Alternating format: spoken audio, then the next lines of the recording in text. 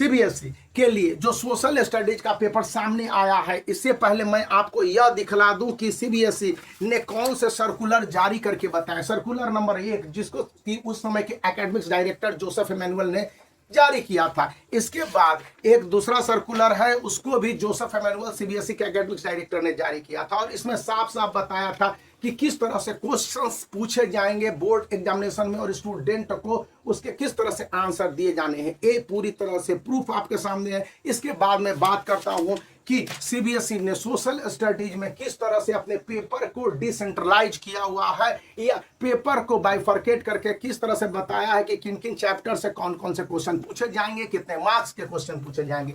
History, civics, geography और economics में 20-20 marks के क्वेश्चन पूछे जाएंगे। नेशनलिज्म इन यूरोप से 3 to 4 marks, nationalism in India 4 to 5 marks, making of global world से 3 मार्क्स। फिर आपके पास आ जाते हैं एज ऑफ इंडस्ट्रियलाइजेशन और प्रिंट कल्चर में 2 to 3 मार्क्स, 2 to 3 मार्क्स के क्वेश्चन है। इस तरह से आप रिसोर्स और डेवलपमेंट और forest and wild life resources से 2 to 3 मार्क्स, 2 to 3 मार्क्स के क्वेश्चन है। वाटर रिसोर्स और एग्रीकल्चर से सबसे ज्यादा 5 to 6 मार्क्स के क्वेश्चन है। मिनरल एंड एनर्जी रिसोर्स और मैन्युफैक्चरिंग इंडस्ट्रीज से 4 to 5 मार्क्स के क्वेश्चन है। Life line of Indian economy केवल आपके पास मैप के लिए है और बाकी की कोई बात नहीं है। इसमें इंक्रीज किया जा सकता है 1 to 2 मार्क्स ज्योग्राफी सेक्शन में।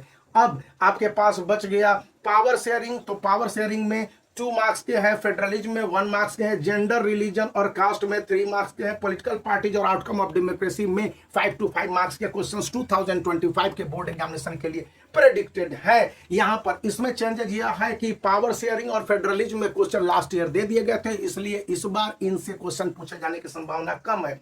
हाँ, अब आ जाता है आपके पास इकोनॉमिक्स, तो डेवलपमेंट से मात्र 1 to 2 मार्क्स के क्वेश्चन है। सेक्टर ऑफ इंडियन इकोनॉमी से 4 to 5 मार्क्स के हैं। Money and credit 4 to 5 marks के हैं। ग्लोबलाइजेशन केवल आपको इवेलुएट किया जाएगा बोर्ड एग्जामिनेशन में, तो यहाँ पर है ग्लोबलाइजेशन और फैक्टर ऑफ इनेबलिंग ग्लोबलाइजेशन है, तो वहां पर 2 मार्क्स के ईच क्वेश्चन पूछे जाएंगे।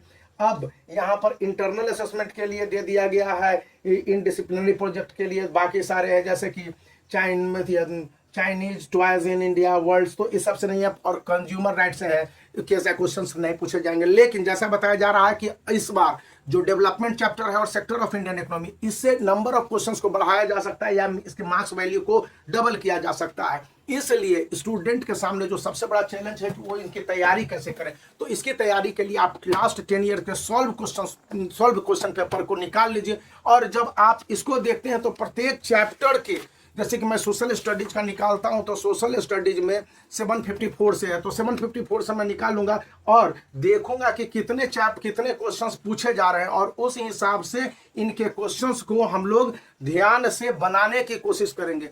और ये भी याद रखेंगे कि जिस तरह से ये क्वेश्चंस पूछे जाते हैं और उनके आंसर के वर्ड लिमिट क्या होते हैं, देखिए यहाँ पर क्वेश्चंस और उसके वर्ड लिमिट को सबसे ज्यादा ध्यान रखा गया है सोशल स्टडीज में। सोशल स्टडीज का पेपर काफी लेंदी होता है, लेंदी इन द सेंस कि इन क्वेश्चंस के आंसर में आपके टाइम कंज्यूमिंग होते हैं, और वहीं पर जब आप इनके पेपर को बना रहे होते हैं 2023 की तुलना में 2024 का क्वेश्चन पेपर को आसान रखने के प्रयास किए गए, फिर भी ऐसा नहीं हुआ है कि ये स्टूडेंट इसको 3 आवर में बना ले। स्टूडेंट के साथ 1-2 क्वेश्चन छूटे ही जाते हैं, हालांकि जो एक्सपर्ट होते हैं और 10 ईयर्स को बार बार सॉल्व करके जाते हैं उनके लिए दिक्कत नहीं है। तो यहाँ पर आप मैप का प्रैक्टिस कर सकते हैं, और इनसे जो क्वेश्चंस बनाने के तरीके हैं, आंसर और कितने वर्ड लिमिट में है, अगर इन बातों को ध्यान रखते हैं तो निसंदेह आपके क्वेश्चंस के आंसर काफी आसानी से बन जाएंगे। तो इन बातों को ध्यान रखिए, और वीडियो को लाइक कर सकते हैं, चैनल को शेयर कर सकते हैं, सब्सक्राइब करने